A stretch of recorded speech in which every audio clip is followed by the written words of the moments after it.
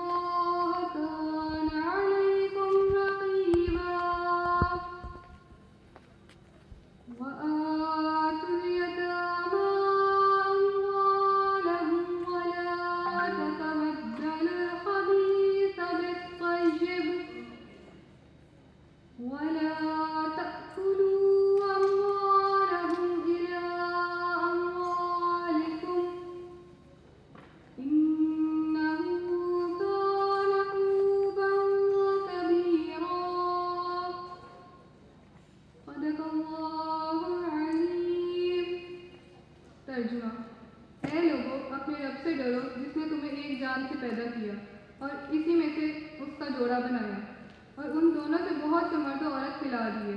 और अल्लाह से डरो जिसके नाम पर मांगते हो और रिश्तों का लिहाज रखो। बेशक अल्लाह हर वक्त तुम्हें देख रहा है। और यतीमों को उनके माल दो और सुथरों के बदले गंदा न लो और उनके माल अपने मालों में मिलाकर न खाओ। बेशक ये बहुत बड़ा गुनाह है। Jazakallah bil khair Faria. Let's rise for national anthem.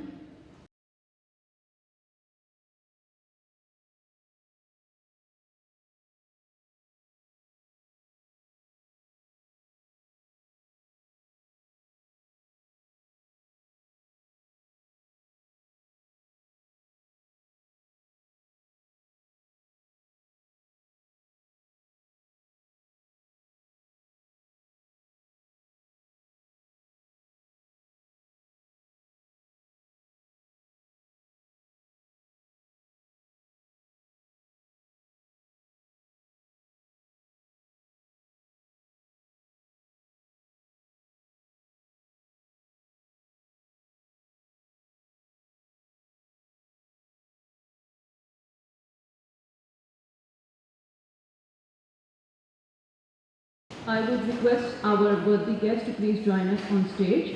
First, I would request Dr. Atiya Sayyed, who is ex-dean of Faculty of Arts and Social Sciences in Lahore College, University. She was the chairperson of Philosophy Department. Please, madam, join us.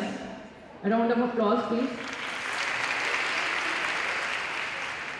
Dr. Asir Ajmal, Dept University is a Dean, Faculty of Arts and Social Sciences and focal person of this project. Mr. Muzaffar Abbas, discharged Jhang University. Please join us, sir. Our very respected and supportive Dean, Professor Dr. Muhammad Afzal, Faculty of Arts and Social Sciences. Dr. Usma Ashif Khan, Gender and Development Studies in charge. to different activities in our department. Let's watch together and cherish those memorable moments. So Department of Gender Studies just prepared for us a documentary about their activities.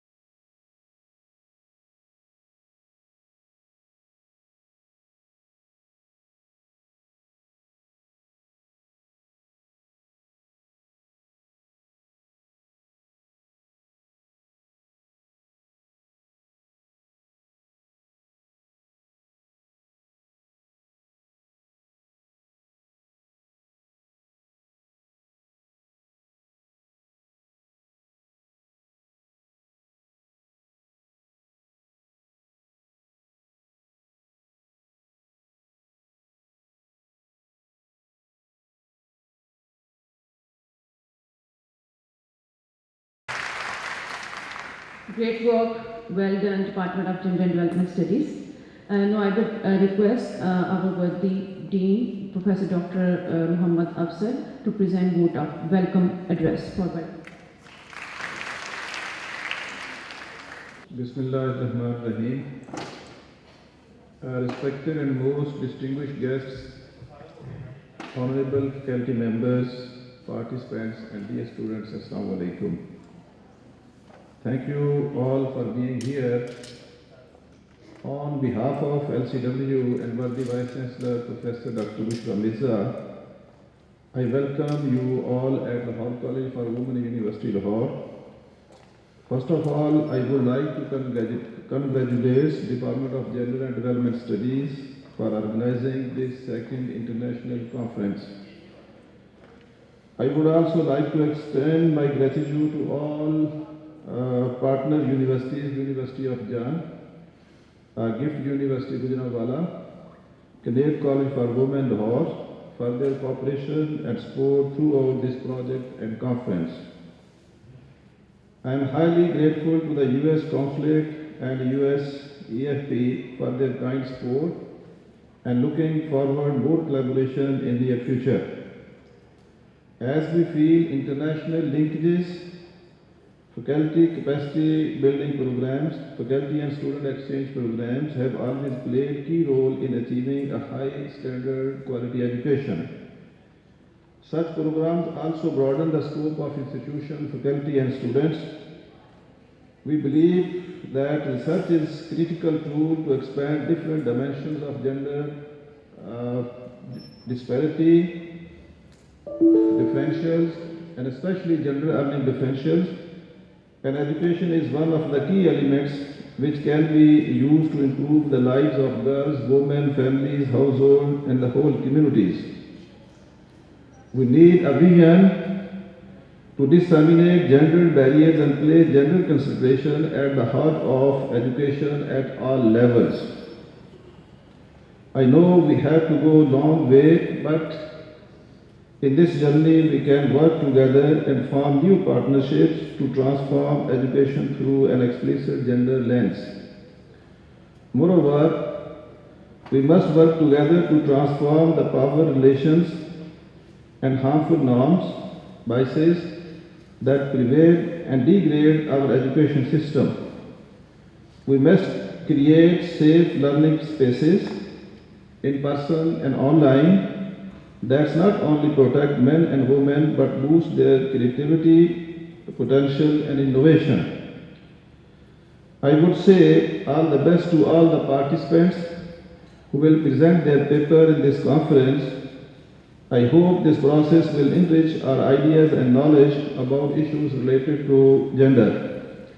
In the end, I would like to pay my gratitude to the students, faculty, and especially Dr. Uzma Ashik to make the department one of the leading departments of the Faculty of Arts and Social Sciences and Health, and hence LCWU. Thank you very much.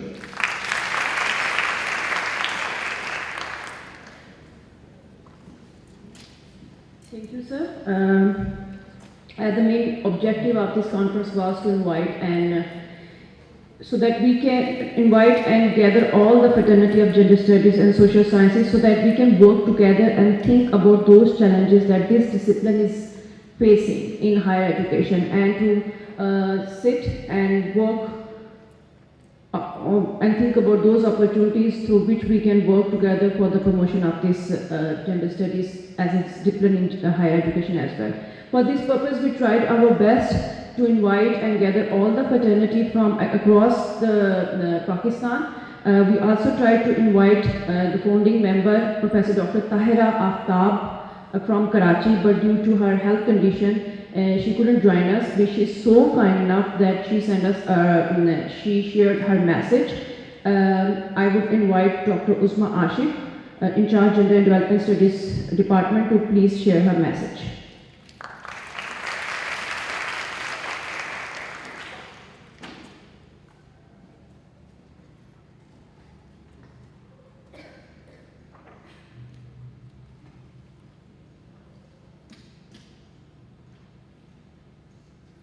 Honorable organizers of the conference, delegates and participants, I feel honored and privileged to be part of this second international conference on gender and social sciences, diversity, challenges and opportunities. From the hectic days of preparing the PC1 in 1988 for the first 5 centers of excellence in women's studies, Pakistan, to the flourishing departments of gender studies across Pakistan, our journey has been both exciting and challenging. It is a story of our resilience and our success. The small venture that begins as a 5-year project of the Government of Pakistan under the title Women's Studies Project in April 1989 has amazingly withstood all the hurdles and roadblocks. We soared high to touch the skies. We cried too. Finally, we succeeded. Since then, new ideas have emerged that have strengthened the foundation of all the small projects. This international conference is a celebration of our success. Looking back at more than 30 years of our journey is an overwhelming moment for me. Gender studies or its precursor. Women's studies is close to my heart. Our discipline expects us to be honest, to share our experiences, and to treat each other with equity and fairness. Conferences like this one allow us to learn from each other. Let each one of us speak and let our stories. Our discipline is not about silencing the others, it restores the voices lost. It is about inclusion and not exclusion. More importantly, it binds us with our mothers, a link we often tend to forget. I look forward to the fruitful sessions of this conference. I hope that the esteemed delegates, their presentations, and the follow-up discussions will create fresh cognition of leadership without authority, thus nurturing an environment free of fear for women to express themselves. I wish you all the best. Tahira Aftab.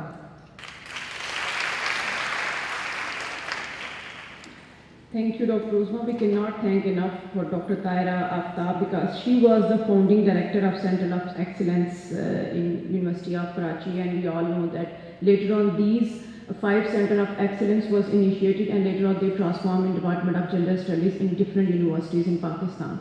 So thank you, Dr. Aftab, for your contributions.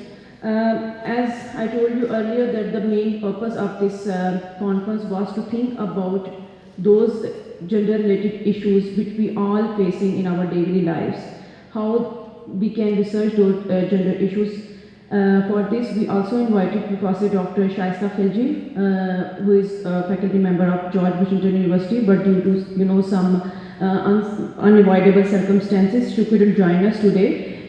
But she is kind enough that she shared her presentation in recorded form, so we're going to play that presentation for you. Let me introduce her for you. Dr. Shaista is a professor of human and organization learning at George Washington University. She is the founding editor-in-chief of South Asian Journal of Business Studies. Her research focuses on the issue related to macro talent development, diversity, inclusion, organization, leadership, and individual experiences. Dr. Khilji has staffed and trained a diverse audience in Hong Kong, Singapore, Russia, United States, Canada, India, Morocco, and Pakistan. She has received several awards, including Honorary Lifetime Fellow of Cambridge Commonwealth Society, Pride of Performance Award by Indian government. The title of her presentation is Decolonizing the Mind, Reclaiming the Past to Reframe the Future. Participant at this conference, I realize that you represent different disciplines across several universities. And I hope the next few days are exciting and transformational for your development. I also want to acknowledge the Vice Chancellors, Deans, Directors, and representatives of USEFP and the US Consulate General for their presence at the conference today. I appreciate the US-Pakistan University Partnership Grants Program, which provides support for this conference and is funded by the US government and administered by the US Educational Foundation in Pakistan. Finally, but most importantly, in my acknowledgement notes, I want to thank Subha Malik, Shara Yasin, Sara Shahid, Uzma Ashik, Nabiha Nabeen, and all of my Gender and Development Studies, LCWU peers for their friendship for the past several years. Thank you for allowing me to be a small part of your important project. My best wishes are always with you. So as you launch the second International Conference on Gender and Social Studies, which is a collaboration between Department of Gender and Development Studies, LCWU, Kinnaird College for Women, Dept University, and the University of Jhang. I'm keenly focused on the theme of this conference, which is diversity, opportunities, and challenges. Of course, diversity can be defined in so many different ways. Still, I would be remiss if I didn't highlight the diversity of cultures, thoughts, and perspectives. This diversity is so essential to understanding the gender or human relations, for example. Through my keynote today, I want to encourage all of us to position ourselves boldly in today's changing environment. I want to encourage all of us to be respectful of our own culture and others' culture, and to remain cognizant of our past. Rather, I would also like us to reclaim our history to reframe our future. Hence, the title of this keynote is Reclaiming the Past to Reclaim the Future, to Reframe the Future. I hope this keynote allows us to appreciate the importance of indigenous approaches, thus uphold our centuries-old rich cultural traditions and remain relevant in addressing the challenges we face today. Before I start, I want to share with you that the ideas expressed in this keynote are not new. However, personally, it has taken me more than 2 decades of research, teaching, and acquiring insider knowledge of academic institutions to reframe my thinking. Today, I'm presenting an amalgamation of ideas across disciplines that are distilled to make sense of the world's pressing problems and indicate a new direction to solving these problems. I want to begin by highlighting the problems of our time, or the grand problems. I centralize them in my work that focuses on globalization, leadership, and change. I want us to look at the three of the world's most pressing problems that afflict today's world. First, we're witnessing major environmental problems. Take the example of extreme weather conditions in the form of rising temperatures, raging wildfires, destructive droughts, and hurricanes. Experts have said that climate change's effect on countries like Pakistan will be catastrophic, leading these economies to feel a sense of injustice. Consider this. Pakistan contributes less than 1% of the global greenhouse gases that warm our planet, but has received the brunt of the climate change effect in the form of heat waves and recent floodings. The recent flooding has left more than a third of the country submerged in water. According to the Global Climate Risk Index, Pakistan is the eighth most vulnerable nation to the climate crisis. Many other countries are paying and will continue to pay a hefty price until we address this problem collaboratively. Second, I would like to draw your attention to the rising levels of inequalities around the world. According to the United Nations, inequality in its various forms is an issue that will define our time. So let's look at some data. Since 1990, income inequality has increased in most developed and middle-income countries. For example, from 1990 to 2015, the share of the income going to top 1% of the global population increased in most countries. Meanwhile, in more than half of the nations, the bottom 40% receive less than 25% of the overall income.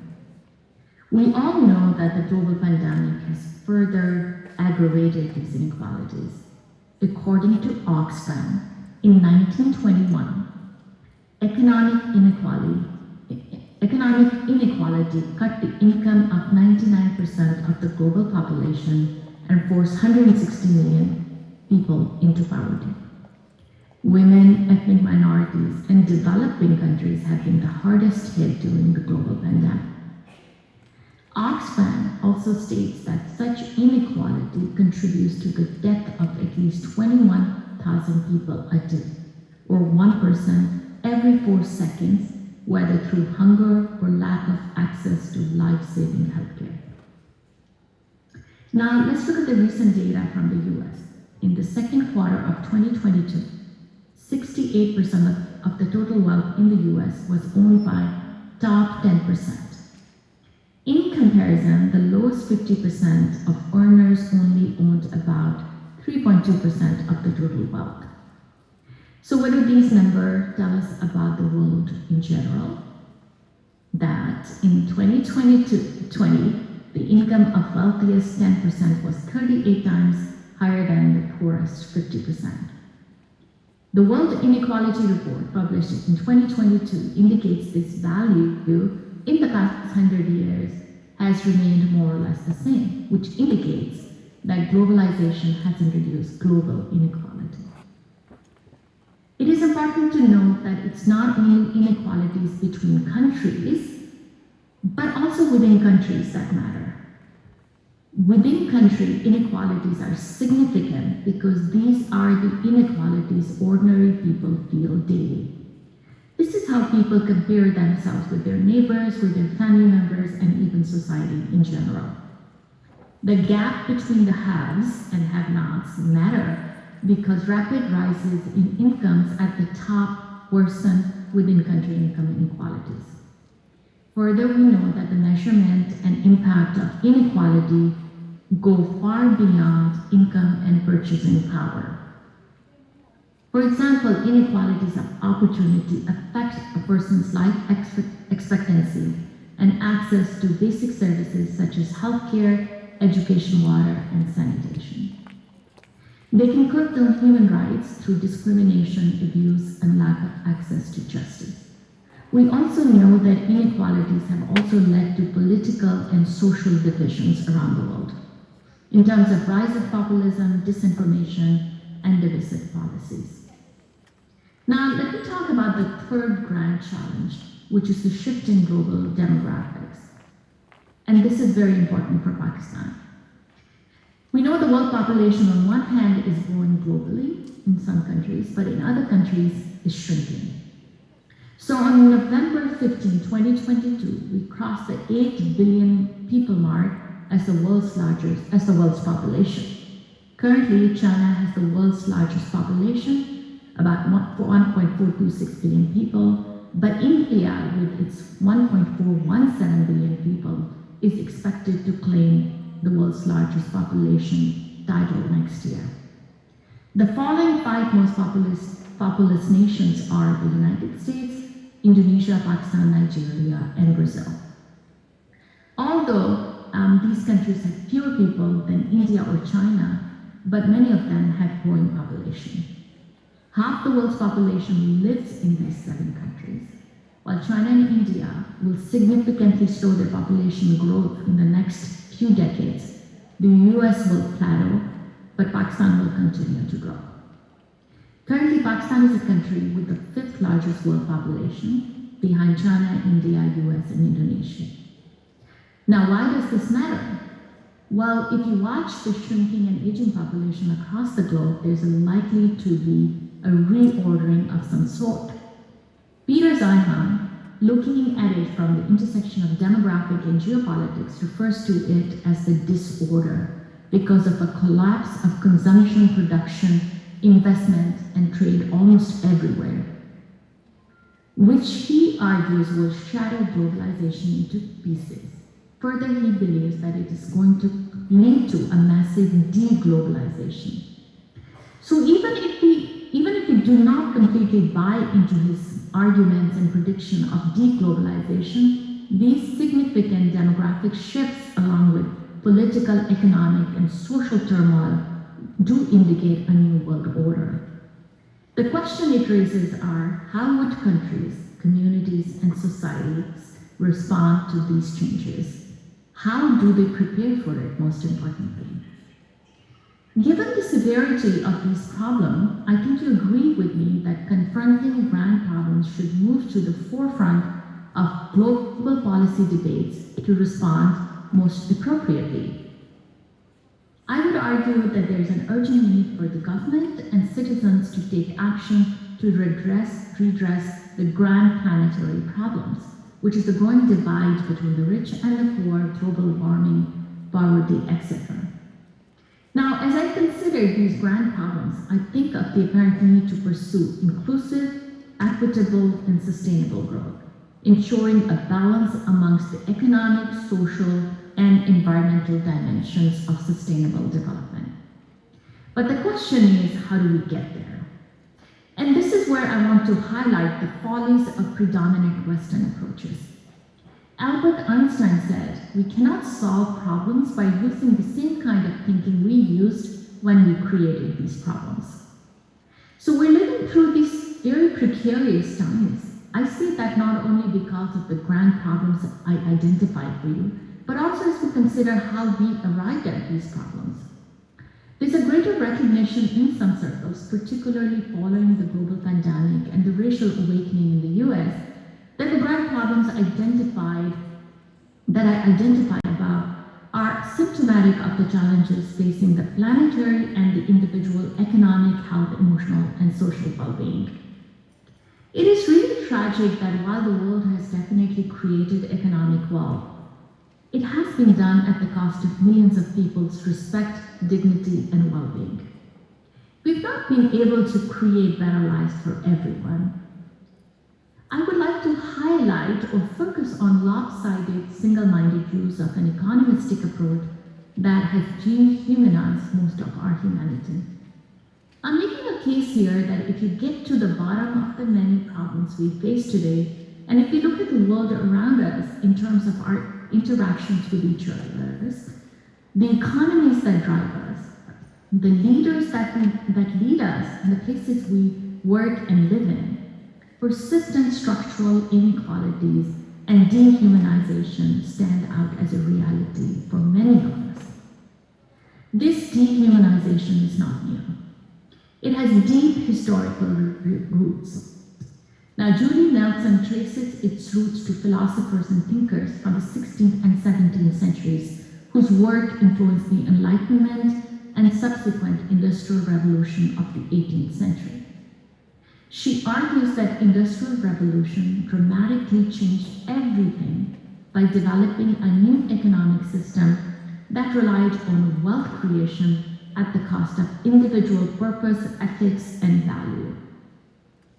The idea of a world as a giant clockwork or a well-oiled machine gained momentum during that period, and it impacts how the physical aspect of the world were seen or are still seen as reducible to components and forces describable in terms of laws and mathematics.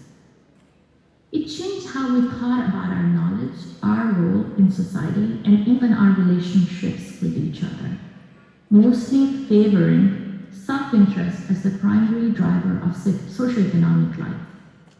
These economistic ideas have been refined over the past several centuries and have formed the essence of a worldview that underpins our socioeconomic realities. Let's call it the economistic worldview, whereby economic well-being is centralized. It serves as the ultimate marker of prosperity and success around which we have constructed our personal and work lives. Consider current pro-business views. That is, the economy provides opportunities to gain a good income, high value in autonomy and mastery, innovation, and risk-taking. Now, taken to an extreme, Nelson argues that these values have erased what gives meaning to our lives and existence: moral and spiritual development, the creation of healthy and mutually respectful relationships amongst people, care and concern for the weak and needy, and ecological balance and sustainability. It has erased our collective wisdom, which we have accumulated across the globe, and imposed clock-like efficiency on how societies live and operate. Hope you're still with me as I construct this narrative. Next, I want to connect the gradual but strong dominance of an economistic worldview with that of colonialism and its effect. So bear with me. So around the time an economistic worldview was forming, modern European colonialism had become a reality. While modern colonialism dates back to 15th century with the search for new trade routes, Africa and Asia continued to tempt European colonial powers in the 18th and 19th centuries. Colonization allowed Europeans to directly control less powerful countries and use their resources to increase their own power and wealth. Historian Philip Hoffman calculated that by 1800, before the Industrial Revolution, Europeans had already controlled at least 35% of the globe. And by 1914, they had gained control of 84% of the world. National Geographic explains that the colonial powers justified their conquests by asserting that they had a legal and even a religious obligation to take over the land and cultures of indigenous peoples. Concurring nations cast their role as civilizing barbaric and savage nations, and they argued that they were acting in the best interests of those whose lands and people they exploited. Other legitimizing efforts of the colonial powers described in the colonial period were as benevolent. That is, it existed for the benefit of the colonized, to bring civilization, technology, and progress to the world that would otherwise perish. With these persistent messages and disinformation, colonialism left the colonized with a sense of inferiority. They altered the histories of the colonized and provided a single narrative in which many of us were reduced to a less civilized existence. Our epistemologies, our traditions, our wisdom, our knowledge were gradually reduced to nothing, as we ourselves internalize our inferiority of our own cultures. Coercion and assimilations were used to as the primary strategy to divide and rule us. Fast forward 21st century. We see the same story being played out over and over again in the Middle East, in Africa, Latin America, and Asia. While colonial governments invested in developing the local structure, many would argue, colonialism's direct impacts include environmental degradation, spread of disease, economic instability, ethnic rivalries, and human rights violations. These issues have outlasted colonial rule. Empirical research provides the facts to prove that colonialism inflicted grave political, psychological, and economic harm on the colonized. Joseph McKay from the University of Toronto argues that during the heyday of the British Raj, from 1872 to 1921, Indian life expectancy dropped by a stunning 20%. By contrast, during the 70 years since its independence, Indian life expectancy has increased by approximately 66% or 27 years. A comparable increase of 65% can also be observed in Pakistan, which was also once part of the British Raj. I would like to recall the Bengal famine of 1943, the final British administered famine in India that claimed over 3 million lives. When Winston Churchill was asked to stop shipping desperately needed food out of Bengal, he said Indians were to be blamed for their death for breeding like rabbits. Now you may wonder, why does it matter after 75 years of independence, and why do I remind you of a past left behind? First, although it may seem that colonist views are far behind us, a 2014 poll revealed that 59% of the British people view the British Empire as something to be proud of. And 49% believe that empire benefited its former colonies. Secondly, as recently as 2017, there was an article published in the Third World Quarterly which argued that Western colonialism was both objectively beneficial and subjectively legitimate in most places where it existed. The paper argues and claims that the solution to poverty and economic underdevelopment in parts of the global south is to reclaim colonial modes of governance by recolonizing some areas and by creating new Western colonies from scratch.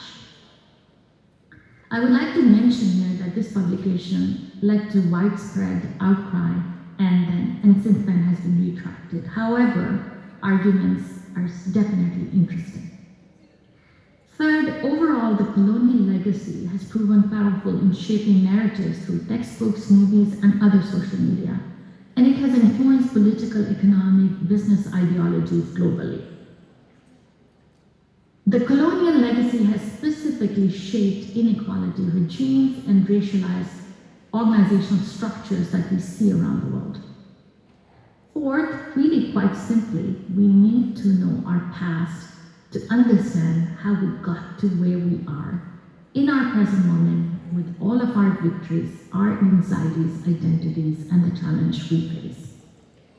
Fifth, many scholars believe that what started as colonialism, although officially ended with nationalism and overthrow of the colonial power, it really morphed into imperialism, globalism, and so on and so forth, as practices of domination, which involved oppression of some people by another. From this perspective, colonialism has deeply influenced our socio-economic systems, our institutions, and also the individual psyche. In other words, it has led to a persistent story of dehumanization around the globe. Fast forward to 2022, as we recover from a global pandemic and make sense of a new understanding of the Me Too movement, racial awakening following the BLM or Black Lives Matter in the summer of 2020, the cries for justice are being overheard across the globe. Hence, as we aim to usher in an era of inclusive societies, we ought to pay attention to reframing, rethinking, and restructuring our approaches and practices to dismantle colonial legacies. At the same time, we must diversify the wisdom and knowledge to effectively address the grand challenges we face today. Scholars have argued that to debunk many of the long-standing and persistent colonial claims, it's important to highlight the value of investigating non-Western contexts to build a more robust and more diverse knowledge base. I believe that actively tapping into non-Western ways of living, thinking, and being will help us connect with, redefine, and solve today's problems much more effectively. So let's recap for a moment. I know that I've spoken a lot about disparate concepts that I do see connected. Colonizing and its multiple variations throughout modern history have established inequitable conditions for communities and countries worldwide, not only across countries, but also within countries. It has privileged the weird, where W stands for Western, E for educated, I for industrialized, R for rich, D for democratic. So it has privileged the weird ways of knowing and being for centuries by slighting the historical experiences of the colonized, or now the non-elites or the poor, or those at the bottom of the pyramid. And it has snubbed facets of life that lay outside the privileged domains of politics, diplomacy, military, and economic affairs. It has erased rich, long-standing tradition and histories of diverse communities and nations around the world. It is important to remember that colonization was much more than a land grab. So colonization was much more than a land grab. It permeated everything. It replaced and even erased many local cultures and labeled them as inferior. Further, an economistic perspective is a weird tradition. It exploits labor, it exploits communities, and even the planet we inhabit in its search for profit maximization and efficiencies. Now, when we step back from this weird reality and we look at the world critically, we start noting the dehumanization we've all suffered and continue to suffer in terms of lingering poverty, inequalities, and environmental degradation. So I will take a big pause here and ask this question. So how do we move past this dehumanization? There are many answers to this question. However, I would respond by saying that we begin to humanize ourselves and others around us. We uphold human and planetary dignity and promote well-being for all. But first, we must learn to uphold our own dignity. This begins by becoming aware and undoing and unlearning what we have learned. That is to first and foremost decolonize our minds. The first decolonizing the mind has been used in many different contexts, maybe most famously by the Kenyan writer Ngugi wa Thiong'o, who refers to the legacy of colonialism and its racist underpinning. Ngugi argues the abnormalities of the colonial system continue to the present day because the colony of the mind is invisible, unlike colony of economy, politics, and power, which are so much easier to see. And that's why a colonized mind is so dangerous and hideous.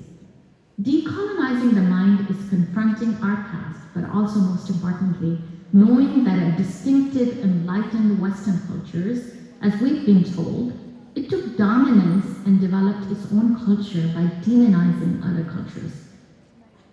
John Daniels argues, to me, decolonizing my mind is about dropping Eurocentric thoughts of Western culture's superiority over my own. It is about relearning and to be authentic and comfortable in my own being for who and what I really am. It is about dropping any thoughts of Eurocentric standards and self-judgment based upon them. End quote. So as I think about decolonizing, I use the critical leadership approach to focus on the power relations and resistance. But also, most importantly, I think we need to rediscover our own epistemology. This requires reclaiming our history. A political theorist at the University of Chicago argues that we need to get over this European infatuation and generate knowledge that centers on the local experiences and thinks about the world from our own, and in this case, the Pakistani context. It means recovering and discovering alternative traditions and ways of thinking. Overcoming this internalized sense of inferiority is a process of freeing ourselves from internalized oppression. It is doing some mental work with self-examination and reflection to challenge and decolonize our assumptions about who we are and what we think who we are. But it is also about doing a lot of heart work, in order to develop compassion for ourselves and communities around us. I'm adapting Dr. Joanne Archibald's she describes 4 ways through which people can engage in decolonizing them. So I adapt them and present them to you. Number 1, learn your colonial history and recognize its intergenerational impact. Number 2, also learn your pre-colonial history. That means recognize the core values that define who we are. For example, justice and compassion for all, living with a sense of responsibility, and serving the collective good. Number 3, taking pride in your own, and use your own age-old wisdom, that is perspectives and stories. And number 4, engaging in critical self-reflection with the purpose of making a positive impact on the world around us. With this, we will start valuing as well as formulating our original contribution to the global society and humanity. This should not be to cast our dominance over others, but to look at our flaws and our strengths to forge new humanizing paths within this pluralistic world. Now, I conclude my keynote by reading Allama Iqbal's Modern Man. Immortal words that appear so very true as I look at the world around us.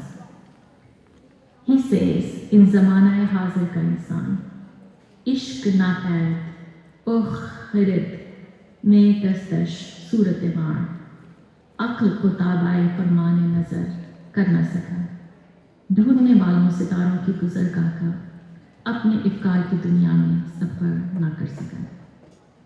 With that, I wish you all a very productive conference. And in the end, मैं आप सबकी शुक्रगुजार हूँ कि आपने मुझे इस conference में invite किया और keynote address देने का एजाज़ बख्शा. शुक्रिया and Allah. We pointed out that we got to know our past, and Department of Gender and Development Studies has this legacy. We don't forget our founders. In this regard, we also invited Professor Dr. Atiya Syed. She'll explain her, all the journey that she covered here to start the Department of Gender Studies here. So let's move to our second keynote speaker. Professor Syed is the famous fictional writer and former Dean of Arts and Social Sciences and Chairperson of Philosophy Department of LCWU. She did her PhD from US. She is the author of various books written on social issues. She is the recipient of various awards, including Tamgha-e-Imtiyaz given by Government of Pakistan. Dr. Atiya, please join us for her keynote.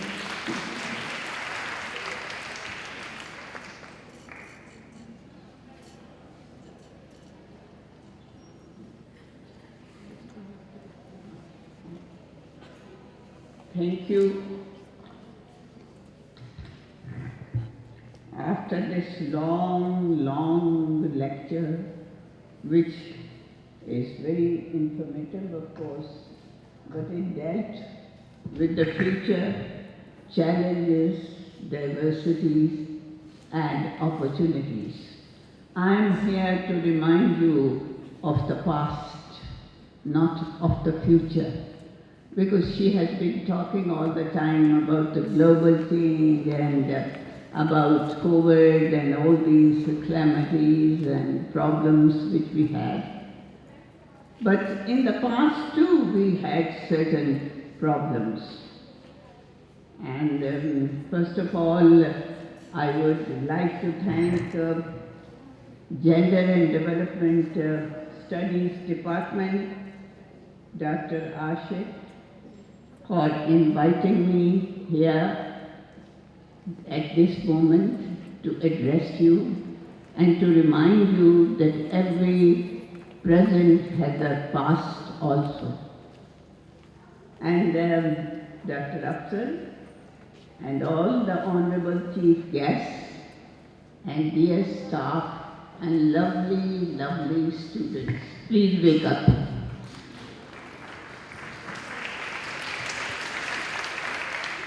Thank you. I know that you have put in a lot of effort to organize this conference. And I too share your love with the subject because I have also the same love for the same subject. I am one of the pioneers and founder of this program at Lahore College, University for Women. So finally, I would relate the story of the subject, how it was born.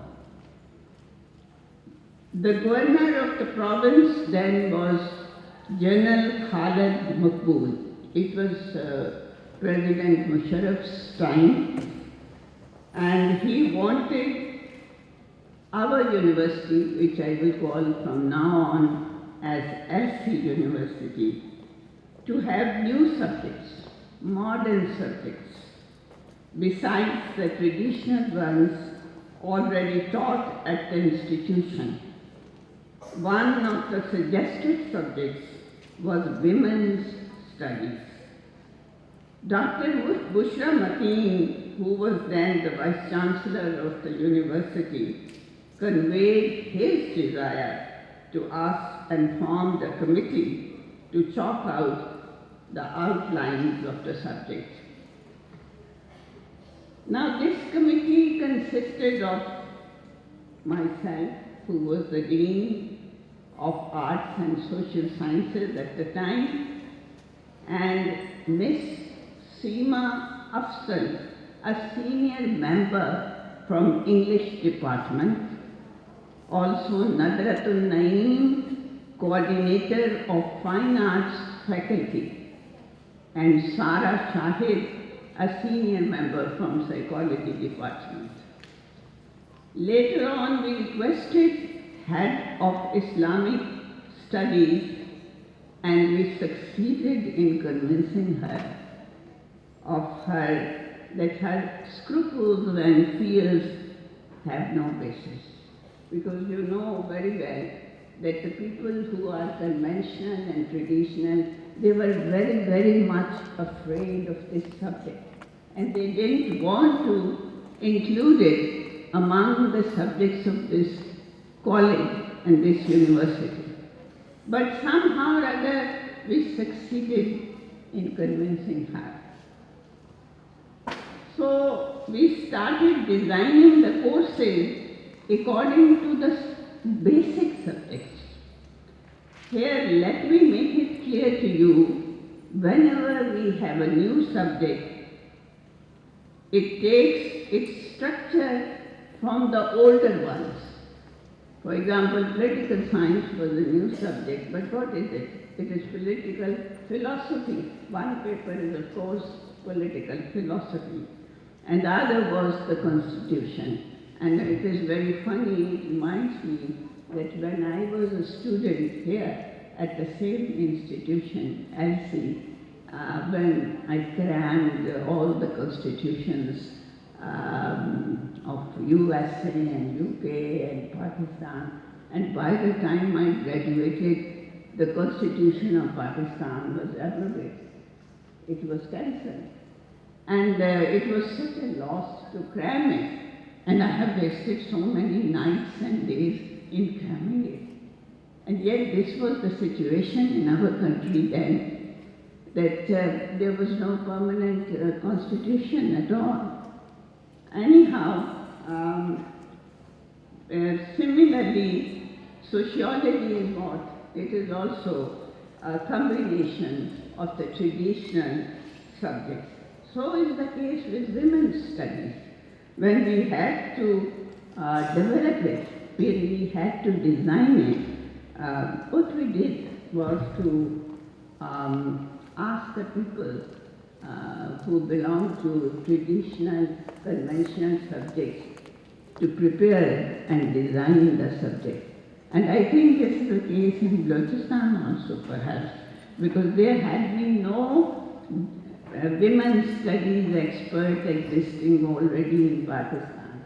So it was not possible to invite anybody from their faculty to come here and to help us or to guide us in designing this course. Anyhow, I was then in charge of the committee, and there were women's studies. I was surfing through net then, and I realized that women's studies department exists in UK, in USA, in other parts of the world. They do exist already before us. But there is dearth of students. Very few students registered themselves with women's studies.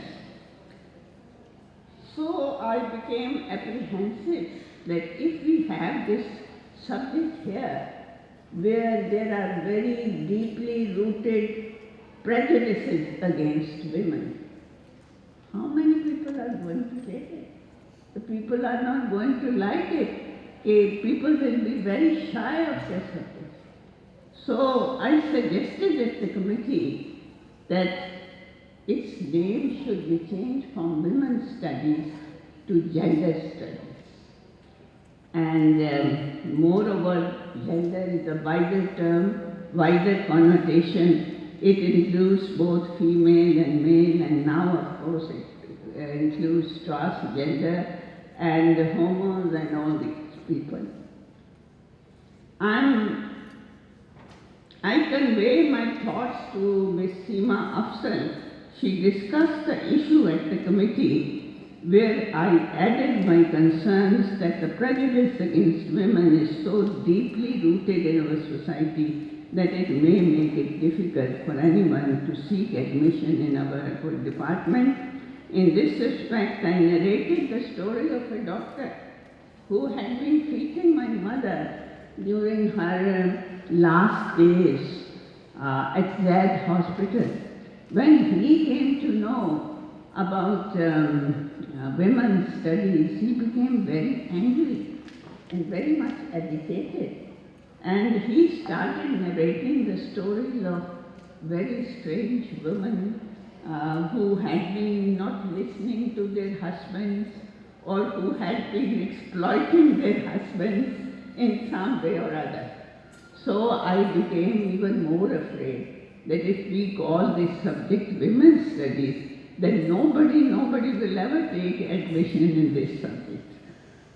In short, all the members of the committee agreed that it would be better to call the subject gender studies, but it was considered even better to connect it with the role of women in development of nation, because this is what we mean by gender and development studies.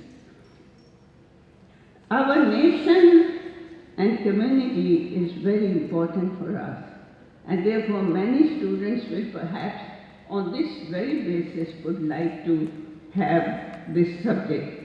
Finally, we decided to call it Gender and Development Studies.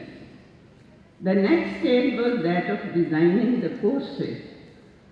From my point of view, I decided to teach one course of history of women's movements, not only of the West, but also in our part of the world, the subcontinent, because Bangladesh, Pakistan, and India belong to the same area of, what should I say, colonial subjugation.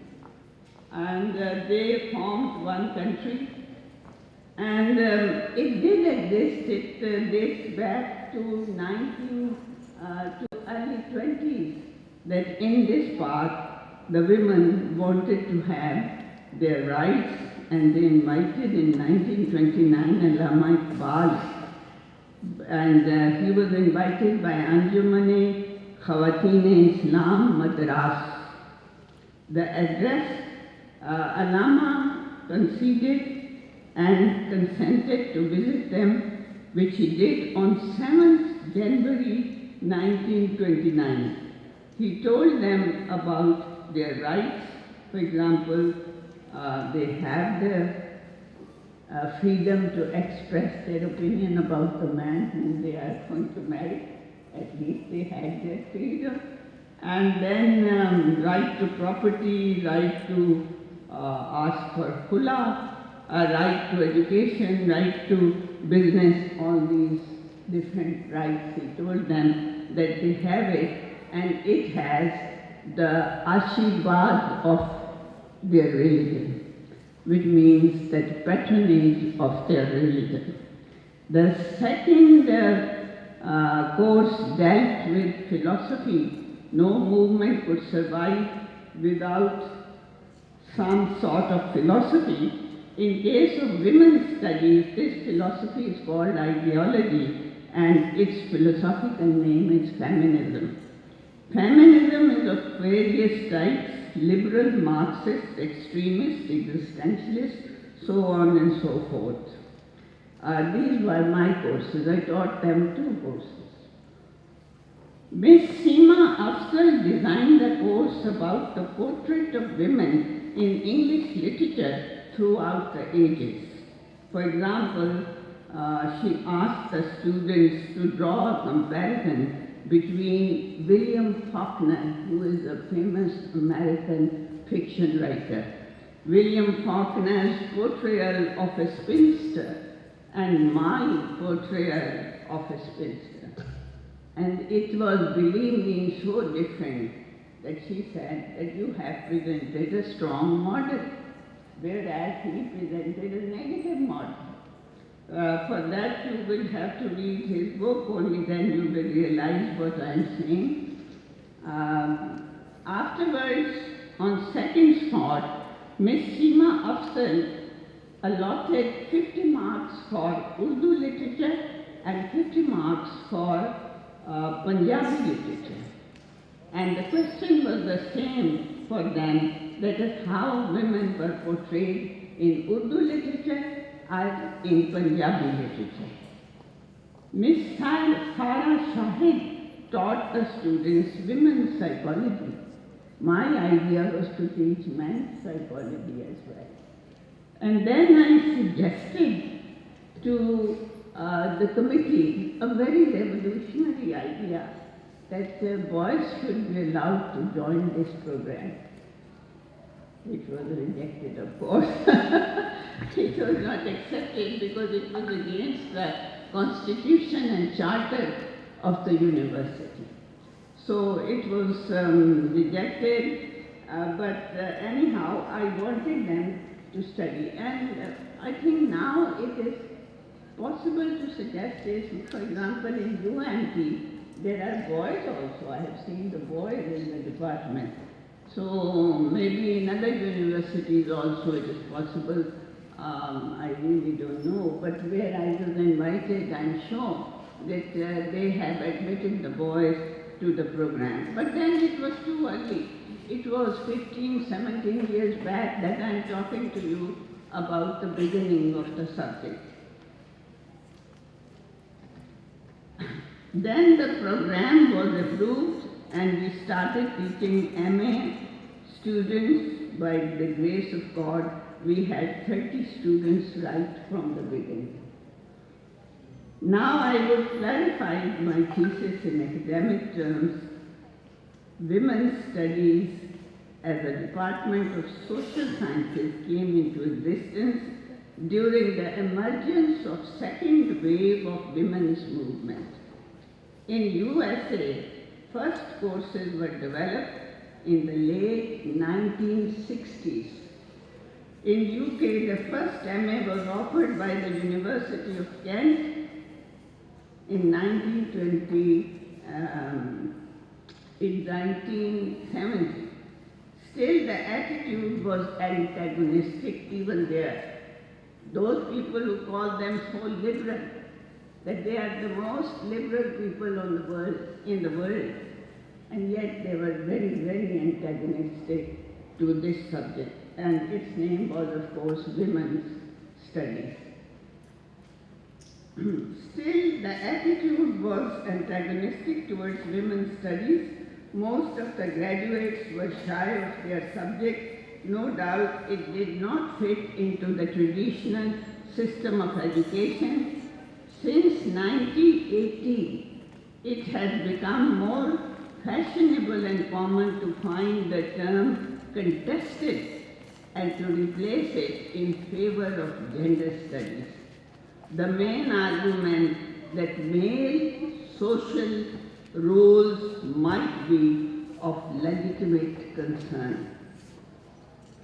The concept of gender as we now use it became the part of common usage during the early 1970s.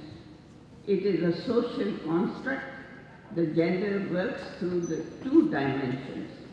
Firstly, the formation of gendered identities, and secondly, reproduction of gendered social structures. The first is about socialization, how the individuals are taught culturally proper attitudes and behavior through families, schools, religious institutions, and most of all through media. And it would sound very strange to you that media is more powerful than the family.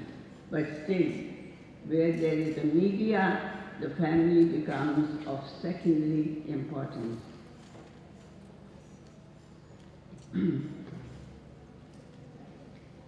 The second is about systematic control.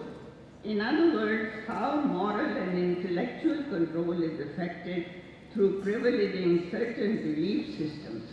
Belief systems, to inculcate belief systems, we have to use the intellectual control. And what are the various sources of this control? Myths. We don't have myths, but still we have some sort of very naive sort of myths. Not like Greek mythology or Hindu mythology, no, not like that. But we have some sort of naive mythology, religion, and even science is that source of control. More control is affected by job markets, laws, governance. From birth onward, the way we are treated depends on gender assignments with our gender assignments. As individuals, we differ considerably to the extent to which we conform, but none of us escapes gender socialization and systematic effects of gender inequality. It is not only females, but males also suffer from rigid gender roles. They are complaining, and this is in my personal observation. 2000 years ago, Plato recognized that the most effective was not violence, but persuading the people that gender hierarchy was natural, inevitable, and even desirable. When the gender rules are internalized as a natural order, they are less likely to be challenged. How society is determined to benefit some more than the others. By providing unquestioned categories, stereotypes can mask the excuse for discrimination. For instance, the underrepresentation of women in politics is often explained by the stereotypes of their being disinterested in politics. But are women really disinterested in politics? I think women are more political than men. yet they have been pushed back by making this excuse. Usually the dominant gender stereotypes depicts men and masculinity as strong, independent, worldly, aggressive, ambitious, logical and rough, like what was the name of the last president of USA?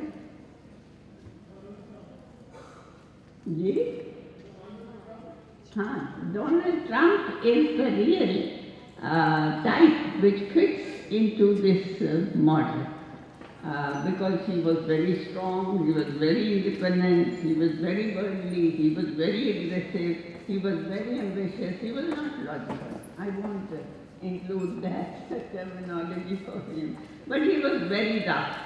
This is there is no doubt about it. Women as the opposite, weak, dependent, passive, naive, and ambitious, illogical, but gentle. That's the only good quality which they have included in this image of woman. This shows the binary nature of gender models. Thus, man and woman are seen as two poles defining each other. So, woman is defined by what? What is not man? And somebody even defined woman as woe to man. It is a woe, it is suffering, it is sorrow, it is agony for man. This is what a woman is. Such dichotomies gain by association with biological, that is natural differences of sex. They not only reproduce gender hierarchy, but also naturalize other relations of hierarchical nature. Because there are other relations also. For example, of the colonialism, this previous speaker was speaking about. What is colonialism? In colonialism, again, we have a binary division of humanity. We divide the human beings into the rulers and the ruled. And the rulers have all the prerogatives, and the ruled has no prerogative at all. So this not only affects man and woman's relation, it affects the society at large.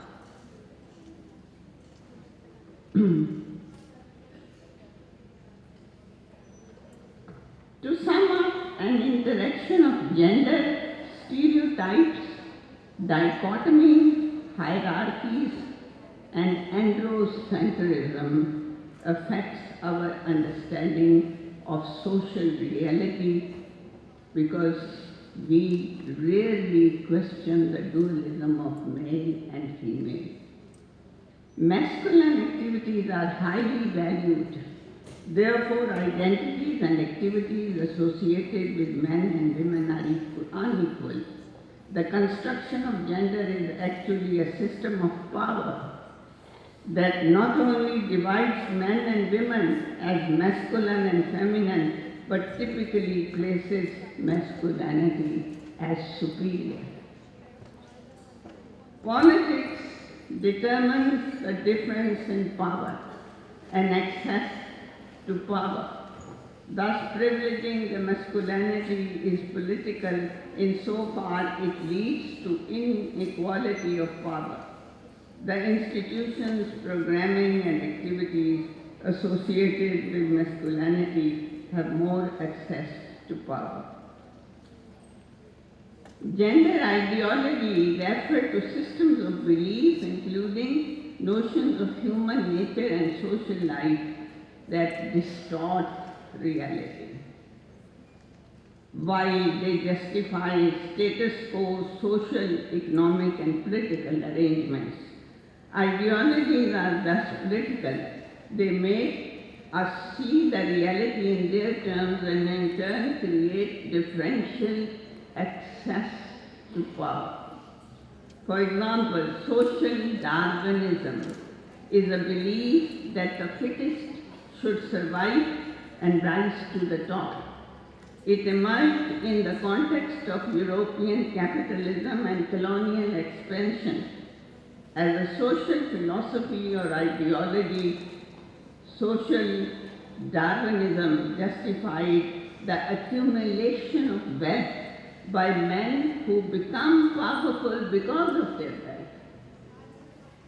At the same time, fostering a racist belief that biological inferiority of subordinated status of people of color. You know very well that color is also a source of discrimination. In short, women's movements have raised consciousness about gender relations.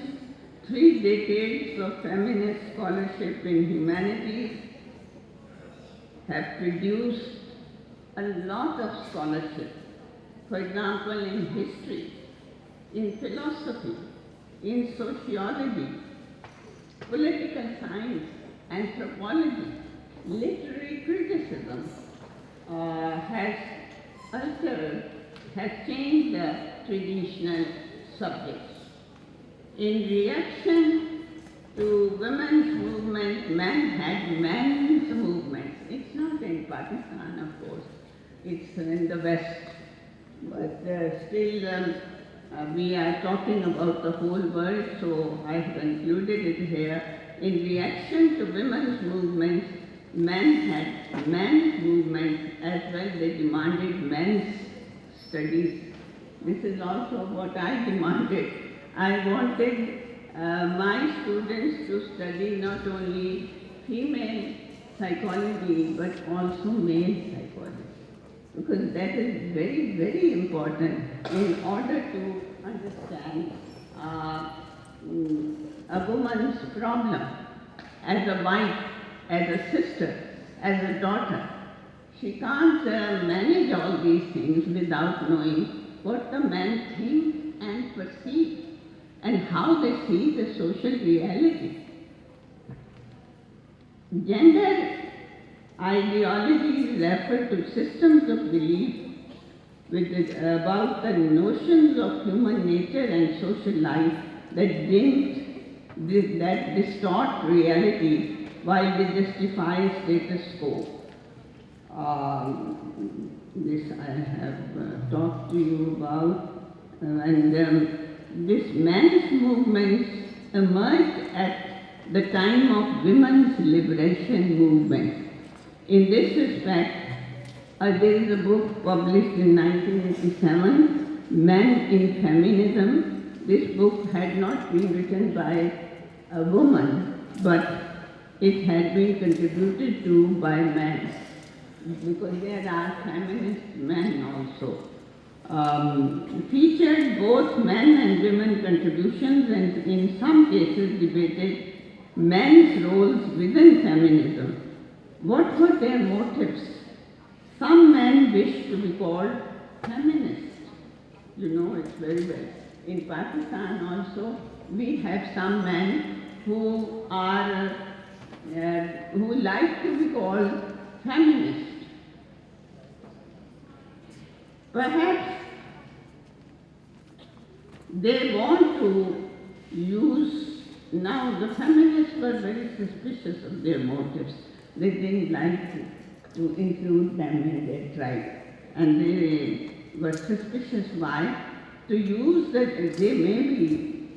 purpose is to use the discourse of feminism for their own purposes, or they don't want to feel being the outsiders. Both the motives are possible, but you never know about a human being. But it could also mean co-option of feminist ideas into anti-feminist ends to share the academic success of feminism. क्योंकि ये success तो बन गई थी, यहाँ पाकिस्तान में न सही लेकिन वहाँ तो बन गई थी, और जहाँ भी अब बन गई, अब आप जिस पैमाने पे ये कॉन्फ्रेंसें वगैरह करा रही हैं, तो it is a great shock to me कि इतना कुछ हो रहा है। हमें तो थप्पड़ ही पड़ते थे, आपके लिए तो बड़ा कुछ है. Second reaction of feminist groups, particularly black feminists and socialist feminists, show that they need continuous alliances with men fighting the same battles against the oppressive forces of racism, homophobia, and advanced capitalism. So those women who were Marxists, they actually believed that we should work together because only then we will be able to fight colonialism and capitalism and racism. As these academic disputes settled down, the mytho-poetic movement started telling men to retire into their own primitive selves as men's liberation. Although there has been much discussion about masculinity, we still need to know how men perceive masculinity, that is their own masculinity today, or how they experience it in crisis. Now, what is the situation in Pakistan? I think the latest situation somebody will enlighten us on that, but somehow or other, I feel that sometimes we are very, very modern now, isn't it? Very modern.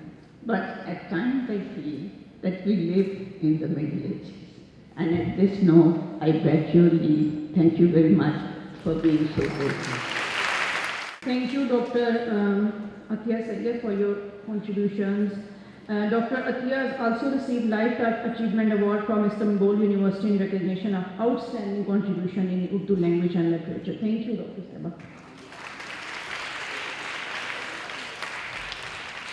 We also invited guests from Kinnaird College for Women University, but they couldn't join us. Dr. Masha Asad Khan, Professor at Academic Dean, Kinnaird College for Women, was thanks to technology, and she has sent her message. So let's hear together. In Social Sciences, Kinnaird College for Women, as a focal person from Kinnaird College, welcome you all to the second International Conference on Gender and Social Sciences. Diversity, Opportunity and Challenge by Gender Studies Department, Lahore College for Women University. The conference trajectory is cautiously designed in order to unfold the enigmatic theme of gender across different disciplines of social sciences. Social science research plays a cardinal role in appreciating the gender dynamics in the society. Especially by involving local social scientists, we can delve into the essence of diverse opportunities and challenges in Pakistan. It is a dive in to discuss and research the socially existing issues linked to marginalized populations. Conferences planned with a main focus on gender and social sciences may help us highlight diversity, opportunity and challenges faced by specific groups. I appreciate the efforts of Gender Studies Department, Lahore College University for planning and organizing this conference and wish them all the best for future goals. Thank you. Request Dr. Asif Ahmed, Dean, Faculty of Arts and Social Sciences, Dept University, Gujranwala. Sir, please come on stage and share a few words with us.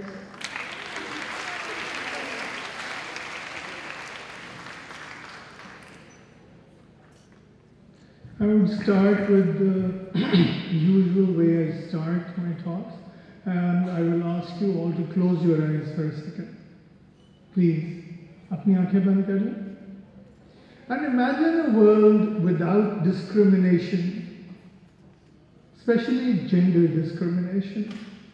Imagine a world where there is no oppression of women.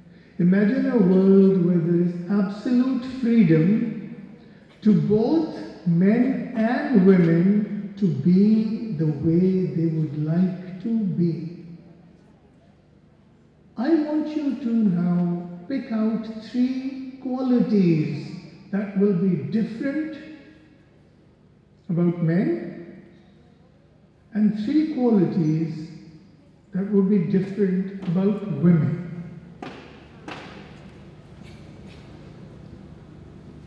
take a minute, think about 3 qualities that you would like to be there in women and 3 qualities that you would like there to be among men in a free society, in a discrimination-free society, in a gendered role-free society. What 3 qualities would you want men to have, and what 3 qualities would you want women to have? All right, so if you're ready to answer, you can open your eyes, and if I can see somebody volunteering,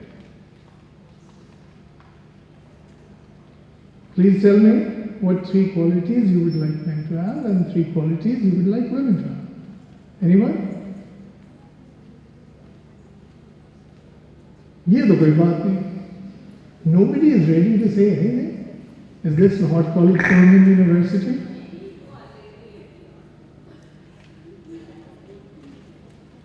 Ji, please.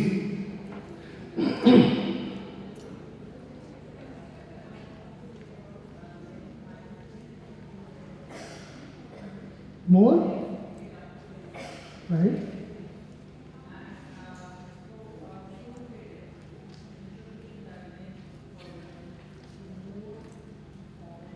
Okay, so you're saying they should be more adaptable and flexible towards women, and they should be more supportive. And third? Right. Okay. Anybody else? G.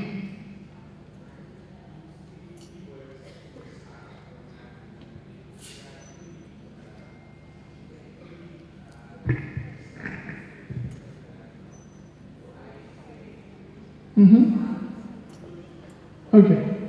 So you think that both men and women should practice these 3 virtues. All right. Anybody from the younger lot? Come on, we don't have all day. Shabash.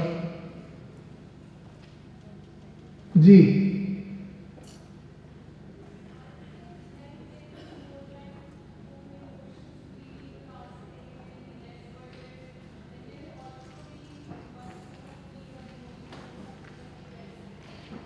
Okay, so you want men to be more emotionally expressive. Anything else?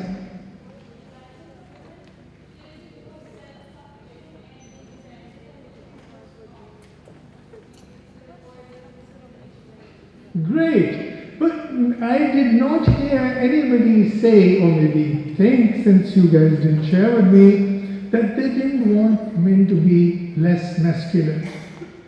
You would want them to be supportive, you would want them to be kind, and that is what brings me to the idea of an indigenous feminism. We do not want men without masculinity, and that is, I believe, a damage that has been done to the relationship between men and women by modernity. If you think of our folk tales, Dr. Athiya described that, at the time of the initiation of the program, there was Punjabi literature and Urdu literature included in the gender studies course. And I was struck by these powerful women in our folk tales. I personally believe, I who have been raised by a Punjabi mother, the Punjabi women are perhaps the strongest women on this planet. I firmly believe that this is an archetype that we need to restore.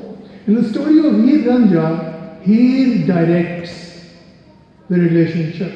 She decides what happens. In the story of Mirza Sahiba, Mirza has her lover killed. Sahiba has her lover killed because she wanted to save her brothers.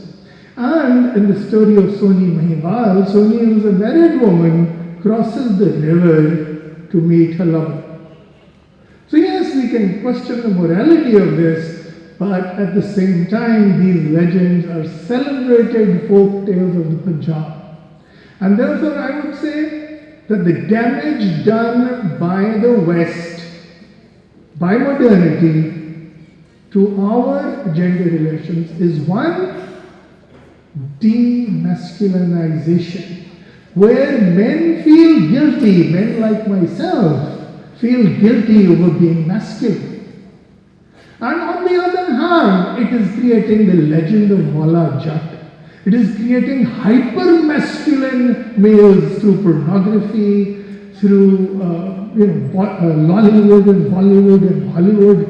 All of this westernization has created this paradox where you either demasculinized, emasculated, and basically become nothing, or become Mawla Jat or hyper-masculine. So what I would say is, instead of making masculinity a bad word in feminism, we should talk about hyper-masculinity as the problem. We have the example of our Holy Prophet sallallahu alaihi wasallam, mercy upon mankind, and he was a man. And I think that is the kind of archetype, the kind of prototype we need to look towards when we're talking about indigenous feminism. We also have to look at intersectionality. Yes, men and women are unequal in our society, and that is not a desirable state. But if you think about lower class and lower caste men and women, the situation becomes more complex than just gender discrimination. A woman who is working as a domestic worker, as a sweeperess, has it worse than men or women in the middle classes. There are I understand that one of the main issues that women have in urban and rural areas these days in Pakistan is mobility. How to get from point A to point B. But it becomes so much worse as you go down the socioeconomic ladder. And that is another thing we need to become really concerned about when we're talking about gender. We have to look at what happens to women who belong to the Musalli castes. We have to be aware that there is such a thing as the caste system. We might say, oh, in Islam there is no caste system, but that's a big joke, I would say. Our society, even now, many marriages are decided upon, arranged upon the basis of caste system. Jats marry within Jats, Mirasis marry within Mirasis, and Rajputs marry within Rajputs, and Arais marry within Arais. So these are problems that we have, and there's no point in just sort of shutting our eyes to that. To conclude, I would like to thank, first of all, Dr. Uzma Ashik, under whose dynamic leadership we've established this network of universities where gender studies is going to be developed as a subject, and we at Gift University, Gujranwala are committed to developing first an MPhil program and then later on a bachelor's program in gender studies. I would also, I don't see Dr. Sarah Shahid there today. But I would like to sort of also acknowledge her contribution, because it was during her time that I became a member of the Board of Studies at Lahore College for Women University Gender and Development Program. And I would say that the mantle is being carried forward by Dr. Uzma in a very dynamic manner. I would like to thank you, and once again, good luck.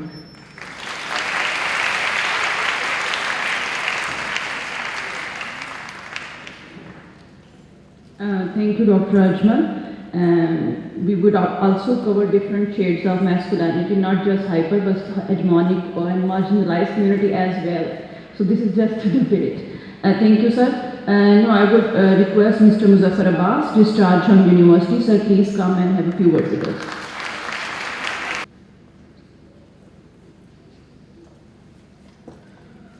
Bismillahirrahmanirrahim. Respected Professor Dr. Muhammad Afzal Saab, Dean, Faculty of Arts and Social Sciences, LCWU Lahore. Professor Dr. Asir Ajmal Saab, Dean, Faculty of Arts and Social Sciences, Gift University Gujranwala.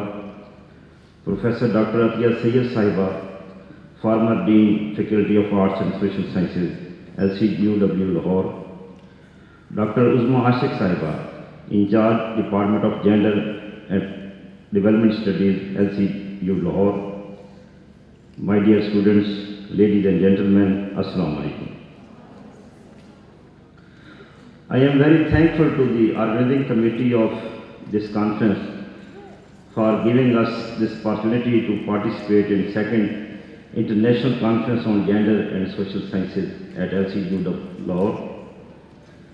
The University of Jhang is highly obliged to become a part of this MOU signed with the Department of Gender and Development Studies under US Pakistan University Partnership Program funded by US government and administered by US Education Foundation in Pakistan.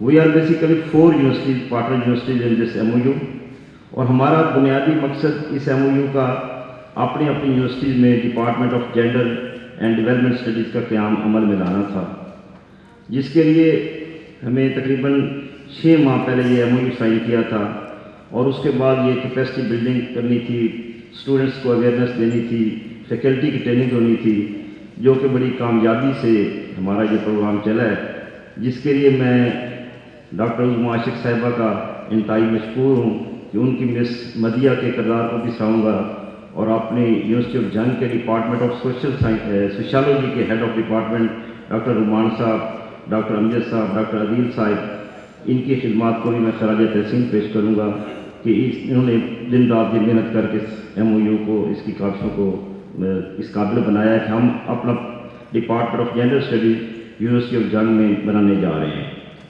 उसके लिए तकरीबन बुनियादी work जो है वो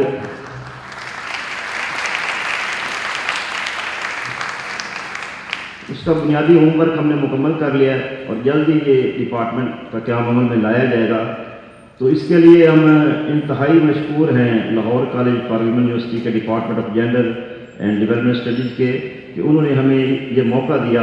जंग जैसे remote एरिए में department of Gender and development studies का क़याम जो है वो एक बहुत बड़ी एक तब्दीली का निशान है। इसके लिए इससे पहले भी हम LCWU के इंतहाई मशहूर हैं, क्योंकि आप लोगों को शायद कुछ लोगों को इल्म होगा, कुछ को नहीं होगा कि LCWU लाहौर का जब क़याम अमल में लाया गया था तो इन्होंने एक अपना जंग में कैंपस बनाया था। तो वो जंग में किसी यूनिवर्सिटी का कोई कैंपस नहीं था और वहाँ की बच्चियों के लिए ये एक बड़ी ज़बरदस्त ओपनिंग थी और वहाँ पे वो 10-12 साल बहुत सक्सेसफुल प्रोग्राम चलते रहे हमारे, और हमारी जंग की आवाम जो है वो LCWU लाहौर के बहुत ममनून है और मशहूर हैं। और अब दोबारा हमें ये ताई खुशी है कि वो बल्कि हमारी अब जो जंग यूनिवर्सिटी है वो उसी कैंपस में चल रही है। LCWU का जो जंग में कैंपस था वो आजकल जंग यूनिवर्सिटी के पास है और हमारे पास अभी अपनी बिल्डिंग नहीं बनी, तो इसके लिए हम इनके LCWU लाहौर के इंतहाई मशहूर हैं और इनके department of Gender and development Studies के भी जिन्होंने हमें दोबारा ये मौका फराहम किया है। तो इसके इख्तिताम पे मैं ऑर्गेनाइजिंग कमेटी को, department of Gender and development studies LCWU Lahore को आज की ये कामयाब कॉन्फ्रेंस इंतकाद करने पर इंतहाई मुबारकबाद पेश करता हूँ। Thank you so much.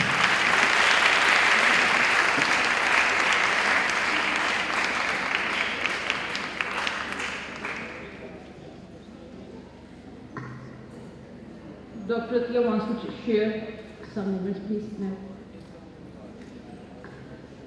Thank you. मेरे वो जो मैंने आपके सामने लिखे हुए पेपर पढ़े थे उनमें कुछ चीज़ें मिस हो गई हैं जो मेरा ख्याल है कि इस डिपार्टमेंट का हक बनता है कि वो जाने उन चीज़ों को। एक तो ये कि 1 साल के बाद हमने कॉन्फ्रेंस करवाई थी एक, और वो भी इंटरनेशनल ही थी, यूनेस्को वालों की कोऑपरेशन है। उनकी कोऑपरेशन न सिर्फ फंड्स में थी बल्कि लोगों को बुलाने में थी, और इसके अलावा चारों सूबों से हमने लोग बुलाए थे, जिसमें बलूचिस्तान भी था, जिसमें खैबर उस वक्त पख्तूनख्वा तो नहीं था, फिर खामख्वा बन गया तो अब हमें कहना पड़ता है, सरहद था उस वक्त। और इसके अलावा जो है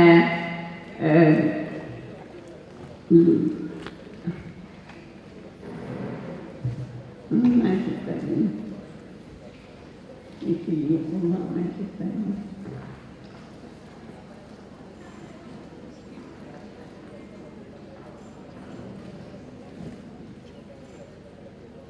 खुश आमदीद वाइस चांसलर साहिबा।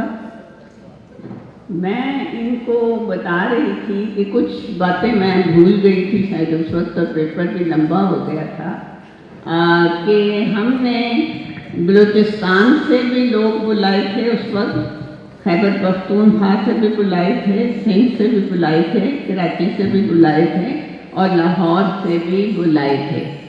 और उसमें हमारा जो मकसद था वो ये था कि तमाम जेंडर एंड डेवलपमेंट स्टडीज़ या विमेन स्टडीज़ जो हैं वो अपने आप को हटा के जेंडर पे ले आएँ और इनके कोर्सेज यूनिफॉर्म हो जाएं, एक जैसे हो जाएं। ये नहीं कि कोई कुछ पढ़ा रहा और कोई कुछ पढ़ा रहा है। तो बहरहाल वो मकसद मुझे नहीं पता कि किस हद तक अचीव हुआ या नहीं हुआ, लेकिन एक कॉन्फ्रेंस जो पहली कॉन्फ्रेंस थी वो हमने ही करवाई थी और उसमें बड़े लोगों को बुलाया गया था। उसमें मशहूर जो फेमिनिस्ट ख़वातीन थी उनको भी दावत दी गई थी कि वो आएँ और शरीक हों। तो यहाँ आपने पढ़ा होगा कि this is the second conference on gender and development studies. The first conference was convened by our department और उसमें सब ने पार्टिसिपेट किया। तो शुक्रिया।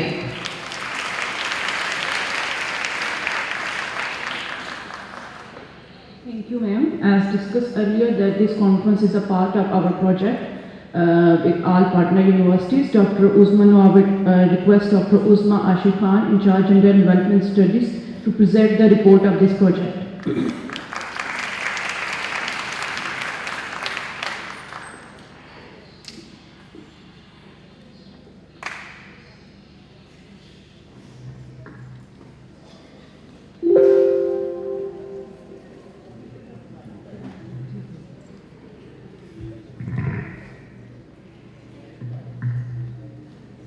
Bismillahirrahmanirrahim. Assalamu alaikum and good morning. A big day for Department of Gender and Development Studies and Lahore College for Women University. We are gathered today at Second International Conference on Gender and Social Sciences, Diversity, Challenges and Opportunities. This conference is the last activity of the project under UPGP funded by US Govt and administered by USEFP. The title of this project was GDS LCWU's Initiative of Capacity Building and Professional Development of Partner Universities. And this journey of this project started last year, and this is our third US funded project of the department. The objective of this project was to extend the scope of Gender Studies program, to develop sensitization about the importance of gender studies in higher education, and to build the capacity of the faculty of selected partner universities through these different training programs, workshops in terms of developing understanding about gender-related concepts, research methods, leadership, curriculum and professional development. To develop the capacity of partner universities to start gender studies program in their universities.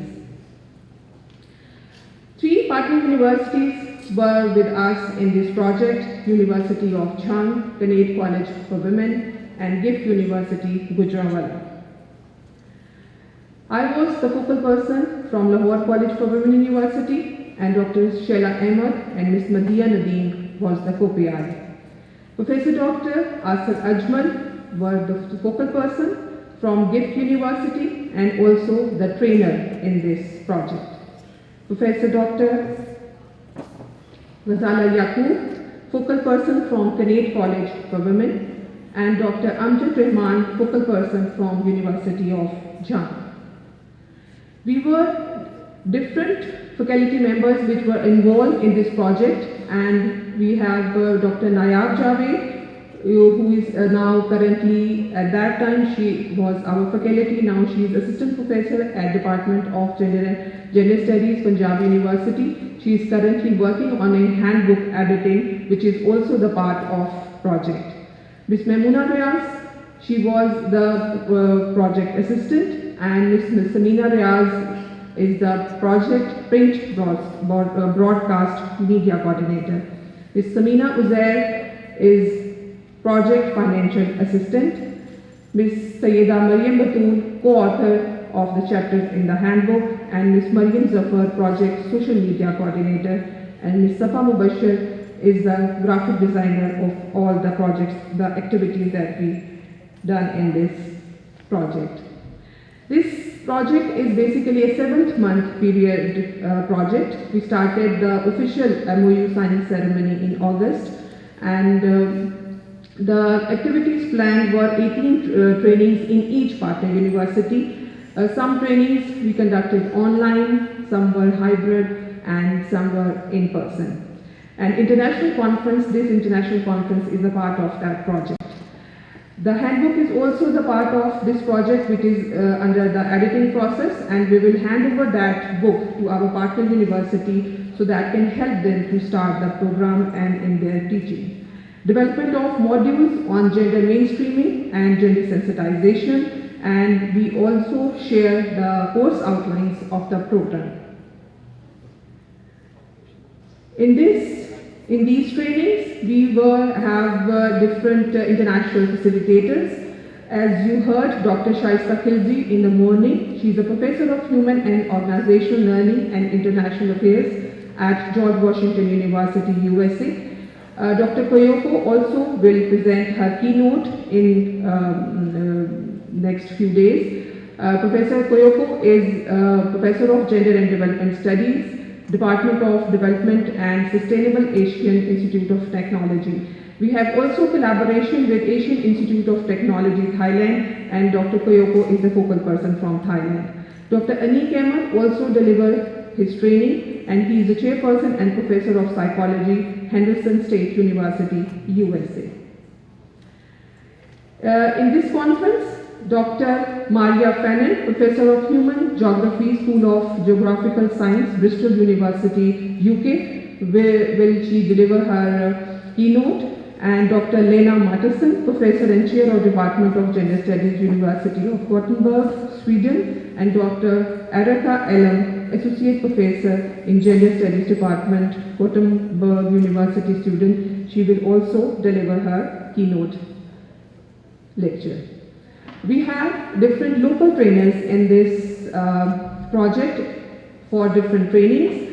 Professor Dr. Muhammad Afzal, Professor of Economics, Dean Faculty of Arts and Social Science. Professor Dr. Asir Ajmal, Dean, School of Arts and Social Science, Dept University.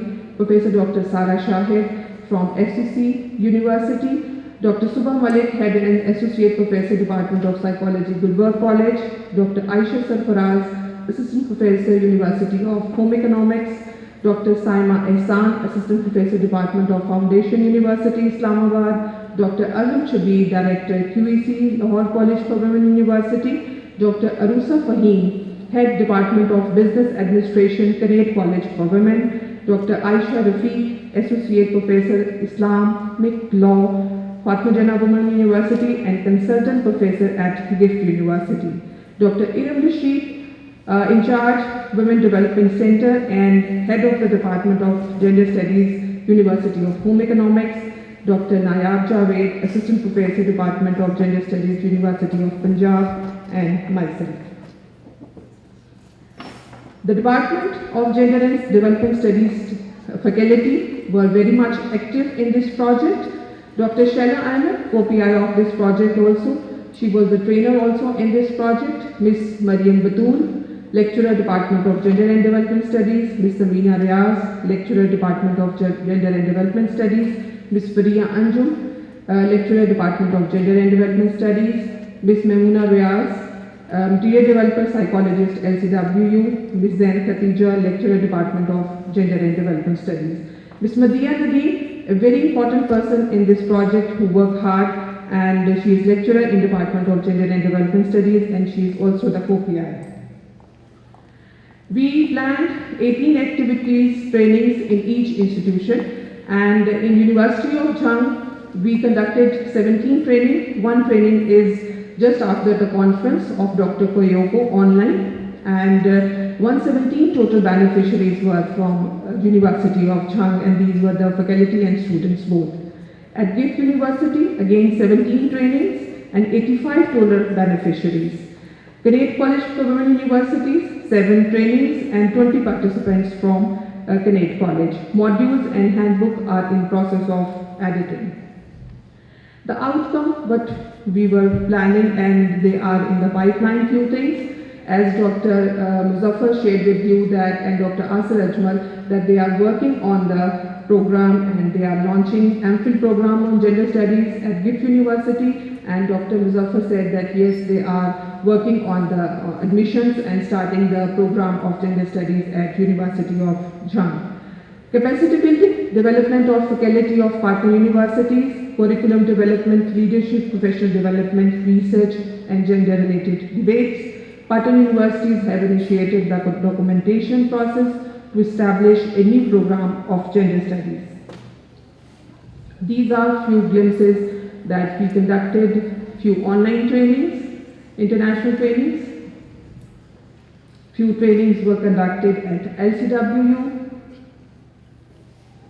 Few trainings we held at Dept University, Gujranwala,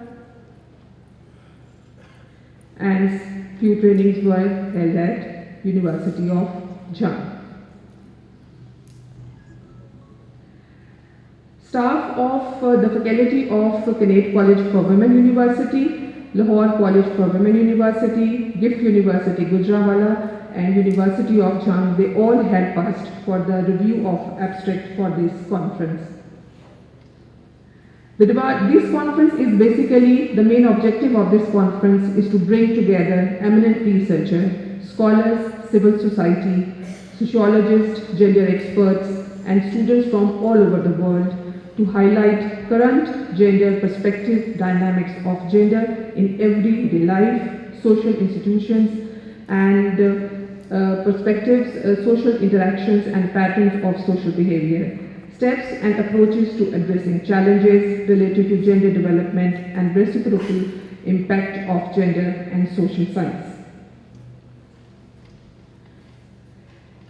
In this conference, we have received almost 98 research abstracts, out of which 88 were selected, and we have received research papers all over Pakistan, one from Canada, and we have received a wonderful response from all over the country. We have received abstract. I will share with you the universities. We received 88 papers from 38 institutions all over the Pakistan. Lahore Leeds University, Preston University, Kohart, Islamabad, Women's Sub-Campus University of Malakand, DHQ Hospital, Qusur, Lahore Garrison University, Children's Hospital, Lahore, Higher Education Department, Punjab, Women's Sub-Campus University of Malakand, Lahore College for Women University, University of Agriculture, Faisalabad, UMT Lahore, the University of Azad Jammu and Kashmir, Muzaffarabad, Beacon House National University, Lahore, Kash Foundation, Faisalabad, University of Sargodha, University of Jhang, Rifa International University, Faisalabad, Government College University, Faisalabad, Foundation University, Rawalpindi, ACTED, Pakistan, Government College University, Lahore, Institute of Agriculture, Extension Education and Rural Development, University of Home Economics, Lahore, Quaid-e-Azam University, Islamabad, the Women University, Multan, Namal, Lahore, International Islamic University, Islamabad, Pakistan, and University of Toronto, Canada, University of Punj, Rawalakot, Abdul Wali Khan University, Mardan, National Textile University, Faisalabad, Foreman Christian College and University, Lahore, Hijweri University, Lahore, Gift University, Gujranwala, Arabic-speaking Pakistani social scientist, AUSOM, Air University, Islamabad, and Ghazi University, Pakistan. In this conference, we tried to give the representation of all the provinces. We have with us Dr. Aurangzeb from University of Balochistan. We welcome you, sir, in this conference. Dr. Anush from KPK will join us today in the evening. As you heard, Dr. Taira Aftab from Sindh, University of Karachi, and Dr. Fazana Bari from Capital will join us in the panel discussion.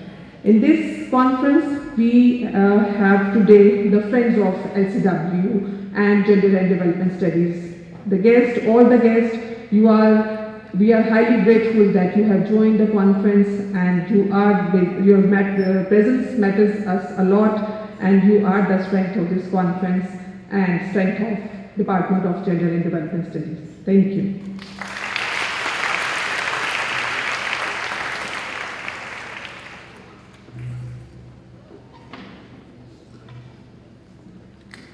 Thank you, Dr. Usma. Now, I would request Professor Dr. Bushra Mirza, the Vice Chancellor, Lahore College for Women University, to present vote of thanks.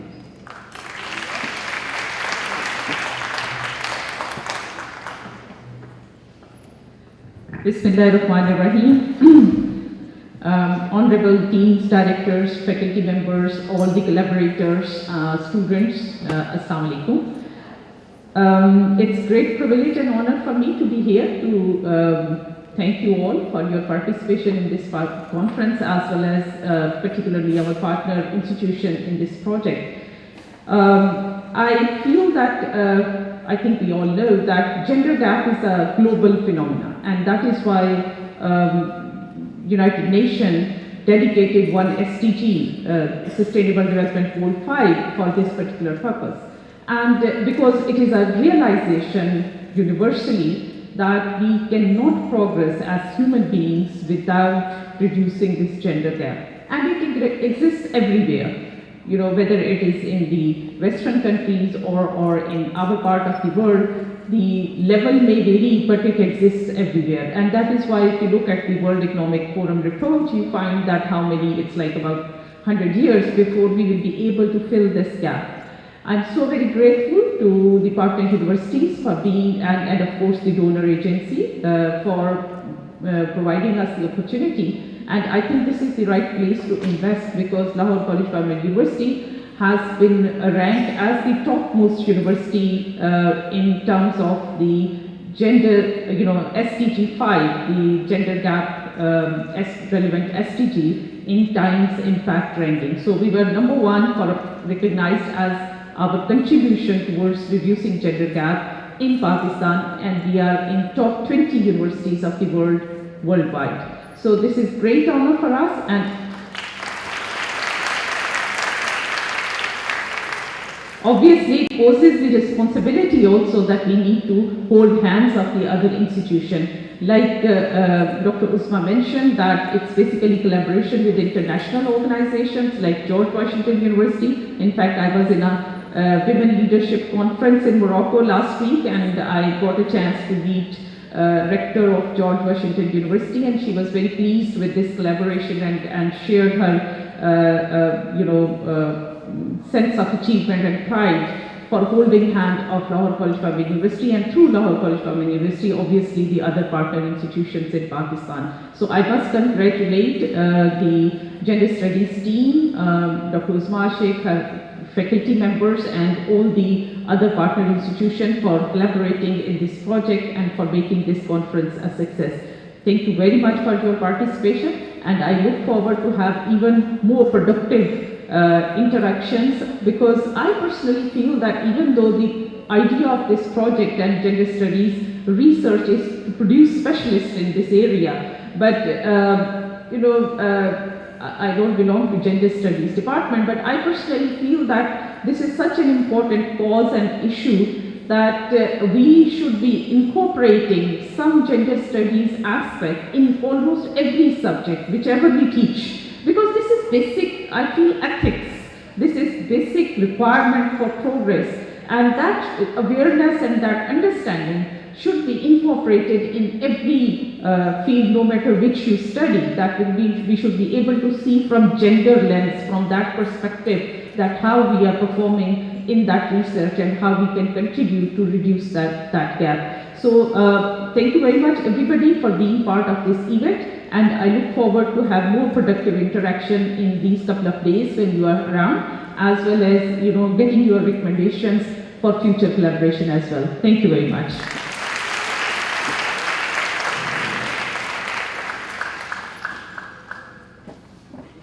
Now I would request our worthy guests to please come over here for shield distribution ceremony.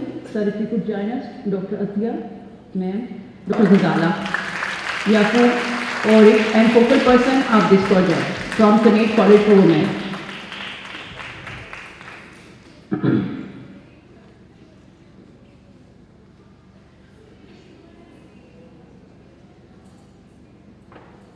Now I would request Dr. Busha to present shield to Dr. Atiya Sayyed.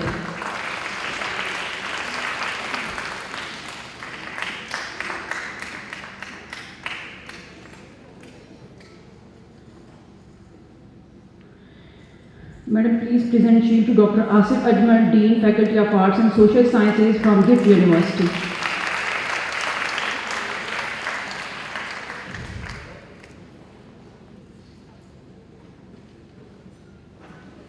Madam, please present shield to Mr. Muzaffar Abbas, Registrar, Jhang University.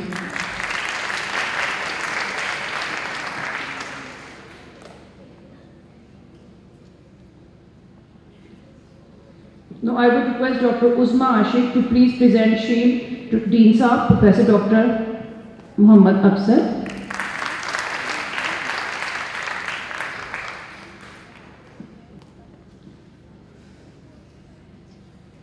Dr. Uzma, please present shield to our worthy Vice Chancellor, Professor Dr. Bushra Mirza.